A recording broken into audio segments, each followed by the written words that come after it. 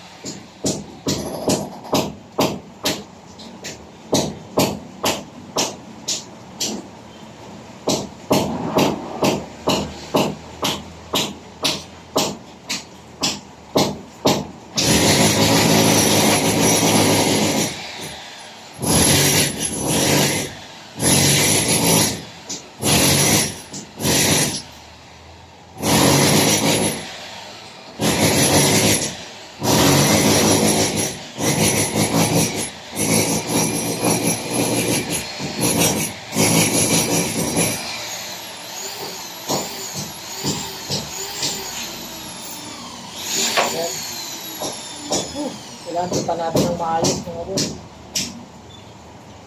para hindi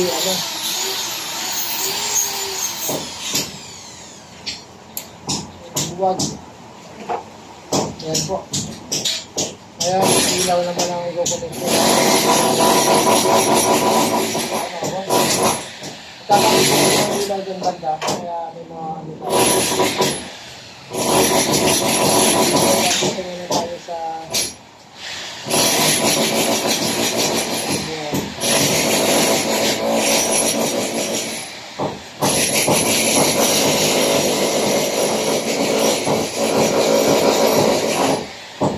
pag nag-wiring kayo mga boss, yung dulo ng gano'n yung wire, kailangan nakatubi para hindi pa bunutin man, hindi basta matatanggal.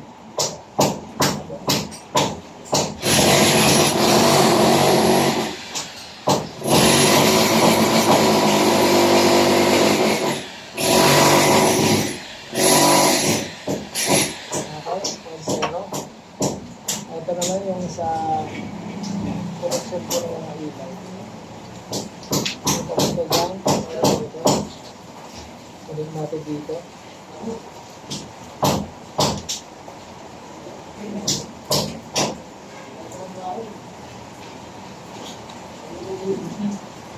Para pagdating ni partner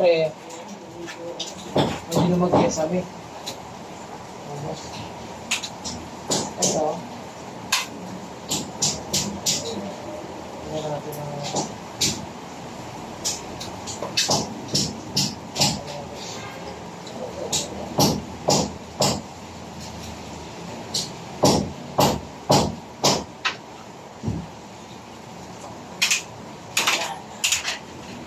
ilaw naman dito.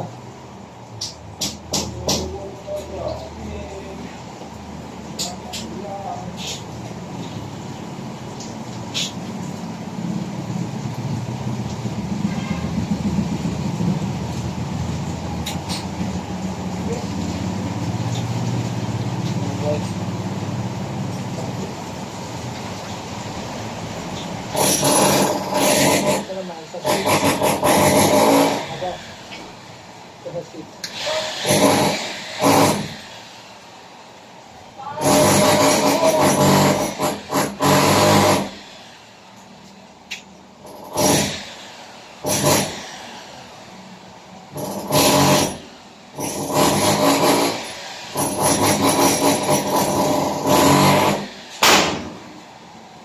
Ito naman yung inil.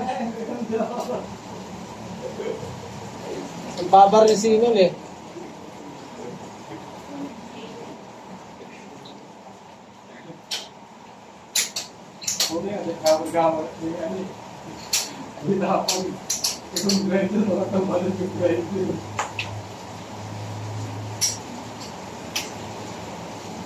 Mga switch na po tayo para sa mga switch po ng ilaw. Ayan mga boss, may nang babarin doon sa baba. natin. Intog pa ako.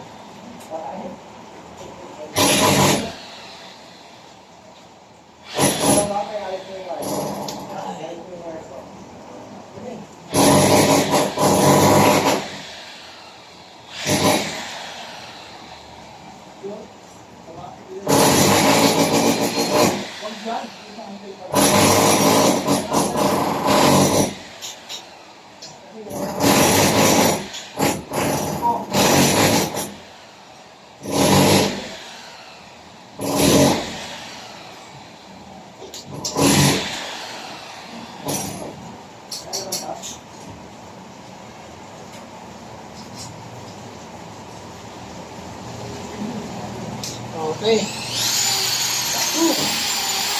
Intog pa ako dito sa lang ito. At sa dulo, natin natin. Sa ilaw po yan, hindi sa mga. Ito naman tayo. Kabila po na yan.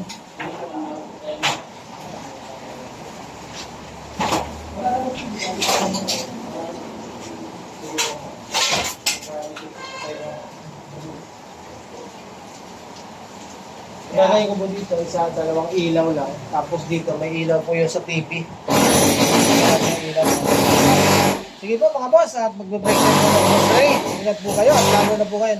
Sa mga riders pa na natin mga boss, ano po, ingat po kayo. Yung mga nagmumotor, mahirap po ang motor ngayon, kaya dapat ingat sa pagmamaneho. Baka marami po tayo madisgrasya. Lagi natin tandaan, ano po mga boss, sa kalsada, dapat ingat po tayo. Lalo na yung mga nagmumotor. Kahit naman 4 wheels, ano po. Meron kasing mga kamote driver, ito yung nagiging problema eh. Minsan, alam nilang intersection, hindi marunong mag-minor, magmamadali, mag-libre. Tandaan po natin mga boss. Ano po, para po ito sa mga driver. Pag nakikita po natin libre-libre intersection yan, dyan madalas ang disgrasya. Bakit? Kasi, ikaw na nagmamaneho na mo, sa highway, ito naman yung isa naman palabas din ng highway. Nakita niya libre, pamadali siya. Ikaw nagmamadali ka kasi nga inisip ko libre naman. Wala namang sasakyan. Yung pala, boom! Doon madalas ang disgrasya. Palisipin ko yan sa mga driver. Ako po, hindi po ako driver talaga.